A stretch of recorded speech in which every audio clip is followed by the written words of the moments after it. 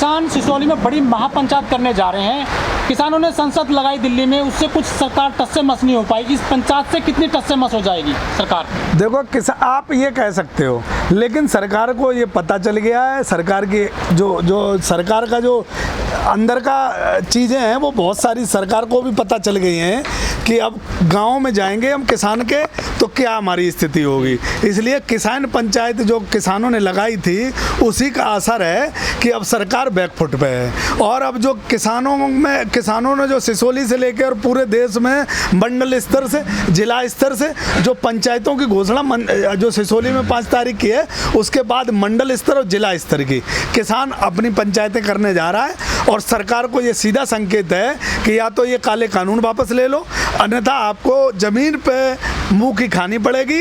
उत्तर प्रदेश से सरकार को भागना पड़ेगा नंगे पैर, ये मैं बता रहा हूँ। जमानतें बचाना मुश्किल हो जाएगा और सरकार का कोई भी नुमाइंदा किसी भी चौपाल में नहीं जा सकता, किसी भी गांव में नहीं जा सकता, किसी भी किसान के एक मोहल्ले में नहीं जा सकता, क्योंकि सरकार का विरोध हर गांव में, हर क्षेत्र में, हर जिले में जम के हो रहा है और किसान दुखी है।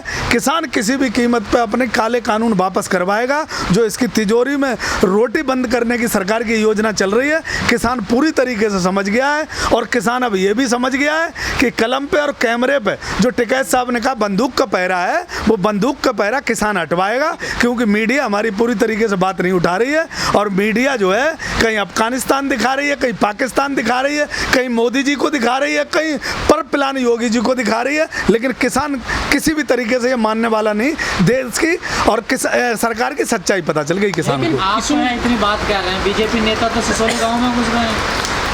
सिसोली गांव में कोई नेता नहीं घुस गया, और नेता घुसेंगे तो नेताओं को पता चल जाएगा। हम ज़्यादा इसमें नहीं कहना चाहते, बीजेपी नेताओं को सब कुछ पता है। आप इस चीज़ को ज़्यादा करो दोगे कोई फायदा नहीं है, लेकिन बीजेपी नेता को सब कुछ पता है कि हम गांव में जाएंगे क्या होगा। किसी को डेंगू हो रहा है, किसी को बुखार हो रहा है, किसी को मलेरिया हो रहा है। सारे बीजेपी के नेता जिनकी गाँव में ड्यूटी लगाई गई है, सब कहीं ना कहीं किसी न किसी बीमारी से पीड़ित हैं। जो बीजेपी है उसने बाकायदा अनाउंसमेंट कर दिया है कि जो विधायक हैं, सांसद हैं, वो यूपी के गाँव में जाएंगे, आशीर्वाद यात्रा शुरू कर रहे हैं वो, और गांव-गांव जा भी रहे हैं वो। मैं आपको कह रहा हूँ जा रहे हैं, ड्यूटी लगाई है बीजेपी ने। बीजेपी अब ये समझ रही है, उनके जो नेता और कार्यकर्ता हैं, किसी को डेंगू हो रहा है, किसी को बुखार हो रहा है, किसी को मलेरिया हो रहा है। ये गांव का डर है। गांव में जो लोग सतर्क हो रहे हैं, लोग इनका विरोध करने के लिए तैयार खड़े हैं। भारतीय जनता पार्टी के ऊपर से नीचे तक सबको पता है, लेकिन छोटे कार्यकर्ताओं की मजबूरी है, वो किसानों के बीच में जाते हैं, लेकिन किसानों को ये कहते हैं कि हाँ सरकार गलत कर रही है। वो भी इस चीज़ को मानते हैं कि सरकार ने काले कानून जो किसानों के खिलाफ बनाए वो गलत बनाए। और भारतीय जनता पार्टी के जो जमीनी कार्यकर्ता है वो भारतीय जनता पार्टी को छोड़ने को तैयार है। बस समय है, सही जगह इंतजार है कि चुनाव नज़दीक आ रहा है। भारतीय जनता पार्टी अब ज़मीन पे आपको कहीं नहीं दिखेगी। आरएसएस के कुछ लोग हैं वो कोशिश कर रहे हैं, लेकिन मुझे लगता है कि आरएसएस का जो किसान संघ है वो भी जाग रहा है, और अगर किसानों के साथ आता है, किसानों की बात मानता है, और ये कालो कानूनों की लड़ाई अगर साथ लड़ता है तो स्वागत है। सिसोली में पंचायत होने वाली है। आरएसएस का किसान संगठन क्या नाम है कि जग रहा है, आपके साथ आने को तैयार है। बद्रीनारायण ने ये कहा कि ये 3 कृषि कानून किसानों के हक में, आप कैसे कह दिए कि आरएसएस वो कह दिया था, लेकिन अब उनके समझ में आ रहा है। भारतीय जनता पार्टी का स्टैंड समय समय पर बदलता रहता है। उनके किसान कानूनों को नहीं समझ पाए थे जब कह रहे थे, लेकिन मुझे लगता है कि अब इतने 9 महीने हो गए, उन्होंने कानून पढ़ लिया होगा। अभी कल का बद्रीनारायण का स्टेटमेंट है कि 3 कृषि कानून पे आपके साथ नहीं होंगे, क्योंकि किसानों के फायदे के लिए एमएसपी पे आपके साथ रहेंगे। नहीं तो कृषि का जो जहाँ रहे वहाँ रहे, बाकी जहाँ हम आए अपने खड़े रहेंगे। 3 काले कानून भी किसान का मेन मुद्दा है। अगर वो एमएसपी की कानून बनवाते हैं, उसके लिए आंदोलन करते हैं, तो उनकी खुशी है, लेकिन किसान का मेन मुद्दा 3 काले कानून भी है। और उसमें सबसे बड़ी बात मैं बताऊं, जो किसान शहरी लोगों के लिए लड़ाई लड़ रहा है वो है अनलिमिटेड भंडारण। मैं उनको बता देता हूं, जो आरएसएस पर भी लागू होता है कि आरएसएस के लोग भी जो बाहर रह रहे हैं उन्हें भी जो 50 रुपए की 2 रोटी मिलेंगी। जब ये हमारा अनाज गोदामों में बंद होगा तो ये लड़ाई किसान आरएसएस के लिए भी लड़ रहा है। आरएसएस वालों को भी समझ लेना चाहिए, और शहर में जो हमारे भाई लोग रह रहे हैं उनको भी समझ लेना चाहिए। आने वाली उनकी की औलादें 2-2 रोटियों को तरस जाएंगी अगर सरकार की जो नीति है वो स्पष्ट है कि 70 रुपए किलो आटा, 500 रुपए किलो तेल, 300 रुपए किलो डीजल और पेट्रोल, ये सरकार जो है हर रेट को डबल कर दिया है और अब 3 गुने की तैयारी कर रही है। किसान इसीलिए बैठा है। ये लड़ाई जब तक नहीं जीतेगा किसान हटेगा नहीं आंदोलन से। ये जो घटनाएं हो रही हैं बीजेपी नेताओं के साथ, ये क्या सही है? आप इसका समर्थन करते हैं? बीजेपी को यह समझना चाहिए कि बीजेपी सही कर रही है या गलत कर रही है। किसान आक्रोश में है, किसानों के साथ अन्याय किया गया है, किसान के साथ धोखा किया गया है, किसान के साथ ये इन्होंने जो कहा था ना कि हम आपको डबल आय कर देंगे, डबल आय के नाम पे हमारा वोट लिया था, कर्जे माफ के नाम पे हमारा वोट लिया था और इन्हें ये कहा था कि हवाई चप्पल वाले को हवाई जहाज पर बैठा देंगे और इन्होंने सब कुछ हमें महंगा दिया और मुफ्त में हमें 3 कानून दे दी कोरोना काल में। इसलिए किसान दुखी है, किसान निराश है, किसान हताश है। किसान जब तक काले कानून वापस नहीं होंगे उसके समझ में कुछ नहीं आएगा। संविधान हाथ में रहोगे अगर तुम्हारे साथ धोखा हुआ? किसी ने संविधान हाथ में नहीं लिया, किसी ने किसी को नहीं मारा पीटा। भारतीय जनता पार्टी प्रोपेगेंडा खड़ा कर रही है। किसान का जन्मजात अधिकार जो है, जो संविधान ने दिया है विरोध करना, वो विरोध किसान यहाँ कर रहा है। गांव में करेगा, मोहल्ले में करेगा, शहर में करेगा, सदन में करेगा, हर जगह विरोध करेगा। विरोध के लिए खड़ा। कपड़े फाड़ोगे, गाड़ियां तोड़ोगे? गाड़ियां किसी की नहीं तोड़ी गई हैं, कपड़े किसी के नहीं फाड़े गए। सिसोली में किया गया है, वो उनको पता है वो किसके खिलाफ FIR दर्ज करा रहे हैं बालियान साहब, वो बालियान साहब जाने। बालियान साहब की अपनी रणनीति है। बालियान साहब किसानों को बदनाम करने की प्रोपेगेंडा रच रहे हैं। टिकैत साहब ने कह दिया कि पुलिस कोई एक आदमी अरेस्ट नहीं होगा। नहीं हुआ।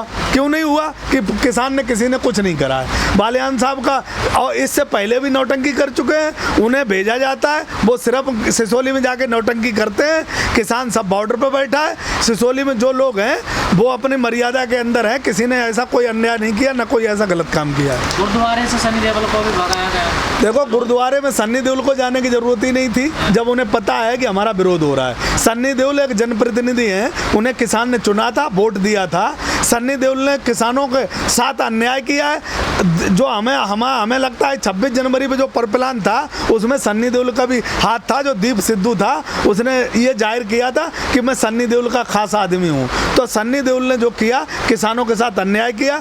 किसानों ने वोट दिया था सन्नी देओल को, इसलिए भेजा था कि सन्नी देओल जी हमारी बात उठाएंगे। लेकिन सन्नी देओल जी पूरे भारतीय जनता पार्टी में हो गए, किसानों के खिलाफ खड़े हो गए, किसानों के साथ अन्याय में वो साथ दिए, इसलिए किसान दुखी है उनसे। आपको नहीं लगता कि आप 3 कृषि कानून लेकर के आंदोलन चालू किए थे, आप अपने मुद्दों से भटक गए हैं? मुद्दों से नहीं भटक गए, ये मैं बता रहा हूँ आपको। आगे भी अगर जितना आंदोलन लंबा चलेगा उतने ही इसमें मुद्दे जुड़ते जाएंगे। तो इसका मतलब अन्ना हजारे की जैसे अन्ना हजारे निकल गए, आप लोग भी ये दिमाग, यहाँ कोई अन्ना हजारे नहीं है, यहाँ किसान है, सिर्फ किसान है। आपके संयुक्त मोर्चा 47 लोगों का है, 500 संगठन है और 85% देश का किसान बैठा है यहाँ। ये दिमाग से निकाल दो। अन्ना हजारे एक था, उन्हें राजनीति में अरविंद केजरीवाल जी को जाना था, वो राजनीति में पहुंच गए। ये किसान संगठन है और टिकैत साहब के नेतृत्व में, संयुक्त मोर्चा के नेतृत्व में जो किसान फैसला लेगा वो मजबूत और अटल लेगा। इसे राजनीति नहीं करनी है, इसे जो बनाए हुए काले कानून है इनको वापस कराना है। 5 सितंबर को आपका जो किसान पंचायत महापंचायत होने जा रहा है, देश के कोने कोने से लोग आ रहे हैं। 25 से 30 लाख लोगों की आने की आशंका है मुजफ्फरनगर में। आप बताइए, 25 से 30 लाख लोग जब वहाँ एक साथ में एंट्री मारेंगे तो उत्तर प्रदेश का हालात क्या होगा? भारतीय जनता पार्टी को 300 से ज्यादा उत्तर प्रदेश में सीटें दी थी। ये आशा और उम्मीद के ऊपर दी थी कि 14 दिन में गन्ना का पेमेंट मिलेगा, हमारा कर्जा माफ होगा, किसानों को जो है ना डबल आय हो जाएगी। बहुत सारी उम्मीदों के साथ किसान ने दिया था। किसान के पास, किसान अपनी ताकत दिखाने के अलावा भारतीय जनता पार्टी ने जो हमारे साथ अन्याय अत्याचार किया उसकी बड़ी एक घोषणा होगी कि हमें क्या करना चाहिए, किस दिशा में जाना चाहिए और किसान आंदोलन को आगे की रणनीति क्या बनानी चाहिए। ये 5 तारीख को फैसला किसान करेगा, इसके ऊपर रणनीति तय होगी। राकेश टिकैत जी ने कहा था कि काले झंडे से हम विरोध करेंगे। आप लोग काला तेल फेंक रहे हो, क्या ये गलत नहीं है?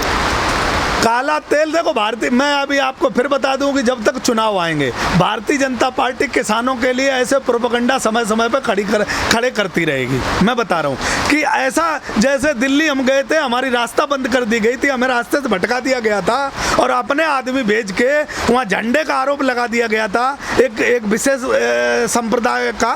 तो इसलिए मैं कहता हूं कि भारतीय जनता पार्टी खुद ऐसे प्रोपेगेंडा खड़े करती रहेगी, इसे तालिबान से जोड़ती रहेगी, अफगानिस्तान से जोड़ती रहेगी, ऐसे प्रोपेगेंडा लाएगी चुनाव को भटकाने के लिए और 3 कानूनों को भटकाने, मुद्दे को भटकाने के लिए, किसानों को बदनाम करने के लिए। लेकिन किसान बिल्कुल बदनाम नहीं होगा, मजबूती के साथ अपनी आंदोलन में संविधान को साक्षी मान के बैठा रहेगा और भारतीय जनता पार्टी को उत्तर प्रदेश मुंह की खानी पड़ेगी। अपने एक विधायक की जमानत बचाना भारतीय जनता पार्टी के लिए बहुत भारी पड़ेगा, ये भारतीय जनता पार्टी याद रखे। चलिए ठीक है।